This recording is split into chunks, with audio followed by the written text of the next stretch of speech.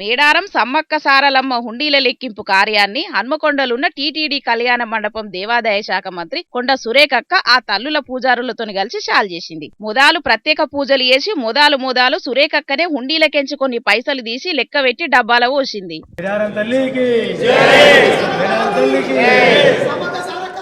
మొత్తం 828 హుండీలను ఏర్పాటు చేసిండ్రు. ఇక ఈ హుండీలను దేవాదాయ శాఖ నుంచి 200 మంది, సేవా సమితి నుంచి 300 మంది కలిసి లెక్క పెడుతున్నారు. లెక్క పెట్టేటోళ్లను కూడా అన్ని తీవ్ర చెక్కింగ్ చేసినాకనే లోపలికి తోలుతున్నారు అధికారులు. అట్లనే చుట్టూ సీసీ కెమెరాలు ఏర్పాటు చేసి ఏం తేడాలు రాకుండా చూసుకుంటున్నారు. మొదటి హుండీలనే పొరుగు దేశపు నోట్లు కూడా వచ్చినాయి. ఇక ఆ హుండీల నోట్లే కాదు, ఒడిబియ్యం, బంగారం, వెండి వస్తువులు కూడా అమ్మవారికి కానుకలుగా సమర్పిస్తారు కాబట్టి అవన్నింటినీ ఎవ్విటికవ్వే వేరు చేస్తారు. ఇక ఈ హుండీలేసిన నోట్లు బెల్లం, పసుపు, కుంకుమలతోని దడిచి రంగు మారిపోతాయి కాబట్టి అవిటిని మొత్తం కడిగి శుభ్రం చేసి బ్యాంకులలో జమ చేస్తారట.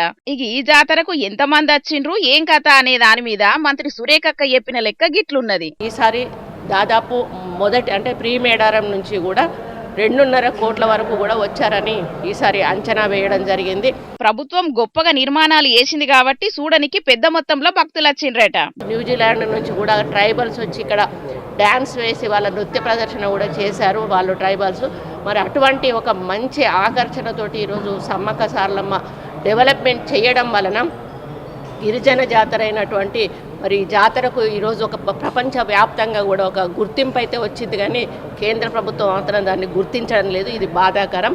దునియా దేశాల ప్రజలు గుర్తిస్తున్నారు గాని సెంటర్ సర్కారు మాత్రం జాతరను జాతీయ పండుగగా గుర్తించకపోవడం బాధాకరం అని చెప్పుకొచ్చింది. ఈ హుండీలన్నీ లెక్క పెడితే వచ్చే ఆదాయాన్ని ఏం చేస్తారని మా రిపోర్టర్ అని అడిగితే 33% పూజార్లకి, 33% సమ్మక్క పూజార్లకు 33%, సమ్మక్క హుండీలలో సార్లమ్మ హుండీలలో వాళ్ళకి 33%. అదే అన్ని 33%లో వాళ్ళకి ఇస్తారు. వచ్చిన ఆమ్దాని మొత్తంలో 33% సమ్మక్క సారలమ్మ పూజారులకు ఇస్తారట. మిగిలిన ఆమ్దాని సర్కారు ఖజానాలకు పోతదన్నట్టు. చూడాలి మరి ఈ లెక్కింపు మొత్తం పూర్తయ్యేటాలకు ఏ పాట ఆమ్దాని వత్తది, దాన్ని ఎట్లా పంపకాలు చేస్తారా అనేది.